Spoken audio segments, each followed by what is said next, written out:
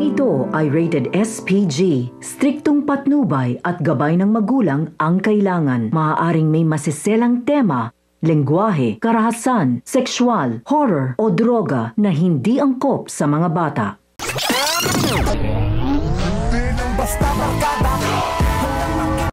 Lahat ng mga magagandang nangyayari kay Tanggol ay hindi nagugustuhan ni Rigor, lalo na nang parangalan siya ng Pangulo ng Pilipinas bilang bayani dahil sa pagtulong at pagbuwis ng buhay sa kanyang kababayan na nasunugan sa San Dimas. Anya, nagpapakitang tao lang umano ang demonyong si Tanggol at tiyak na kontrolado siya ng mga Montenegro dahil gustong maprotektahan ang mga iligal na ginagawa ng mga Montenegro.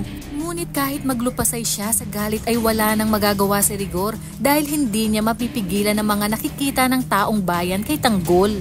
Nagawa pa nga siyang maungasan ni Tanggol dahil nakarating na nga si Tanggol sa palasyo. Bagay na pinapangarap ng kahit na sino.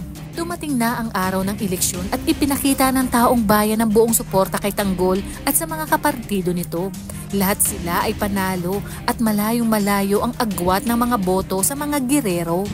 Naging emosyonal silang lahat dahil alam nilang ito na ang simula ng tunay na pagbabago. Ngunit para kay Tinding ay dito na magsisimula ang kalbaryo at mas matindi ang pagdadaanan ng kanyang apong si Tanggol dahil hindi papayag ang mga gerero na hindi makapaghiganti kay Tanggol. Lalo na't isang malaking pader ang natalo ni Tanggol. Lalo na kapag nalaman ni Pilar at Roberto na ang nanay pala ni Tanggol ay si Marites na siyang anak ni Gustavo kay Tinding. Sa kabilang banda, pilit pa rin pinapaamin ni Pilar si Tinding kung saan napunta ang mga ipinamana sa kanya ni Gustavo. Ayaw ipaalam ni Pilar kay Gustavo na nakita na niya si Tinding dahil alam niyang si Tinding ang unang minahal ni Gustavo at kaya lang napunta kay Pilar si Gustavo dahil sa pamimikot nito.